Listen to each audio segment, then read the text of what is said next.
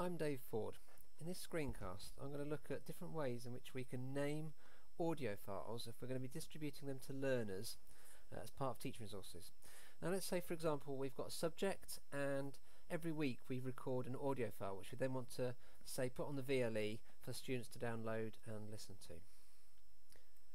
Now one example here is, imagine I'm teaching the topic of underwater origami. What one would obviously think about doing is naming their audio files 1, 2, 3, 4, so you have one file for each week or topic, and you'd end up with something that looks a little bit like this. Now there's a couple of possible issues with this one here. Modern computers have now worked out that when you want to organise files in a folder, it will put it in the correct numerical order. But some older systems will actually display files alphabetically, and when you have the filing names as this, what would happen is weeks 10, 11 and 12 in my example here would actually appear after number 1 and before number 2. So rather than having the correct numerical order, it would go 1, then it would go 10, 11, 12, then 2, 3, 4, which doesn't make much sense. The other thing here is I've got spaces in my file names, which again is usually okay, but sometimes if it appears on the web as a web link, the space will get replaced with things like a %20, which can become a bit messy. So I try to avoid spaces if I can. So here's the same scenario, but what I've done is I've changed the formatting slightly. So I've removed the spaces, and what I've done is I've changed the the text to use something called camel case. Now camel means it has bumps in it. So the idea is the first letter of each word is capitalized and then all the other letters are lowercase, and that way you get a bump at the beginning of each word, so it's a little bit easier to read when you see the files displayed as such. Now what I've done to avoid the problem with the numbers that I mentioned previously is I've added a leading 0, so I've got 0, 1, 0, 2, 0, 3, and if I was going to follow this down, it would then go down to 0, 9, and then it would go 10, 11, 12. And with this naming convention, they will always remain in the correct order if they are displayed alphabetically.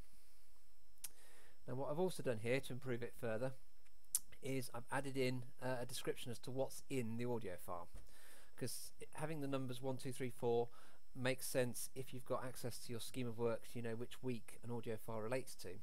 But if you're coming back later on, you may forget exactly which week a certain topic took place, and this is more useful for you and for the students, just to have the name of what's been covered. Now you notice I've put it at the end of the file name so that if the things are being displayed alphabetically, it will keep the right order. If I'd put these at the beginning, it would have changed the order around again. A third example is, rather than having numbers in my audio files, I might want to include the dates, and this I use with all sorts of files. If I put a date in the file, now the key here is to record the date in reverse chronological order. Now normally when you record a date, you do the date, the month, then the year. Now if we reverse that, we do the year, then the month and the date. Now the reason we do that is it will maintain the same order alphabetically. So here, my first week, I've got the year 12, the month 06 or June, and then the date is the 8th.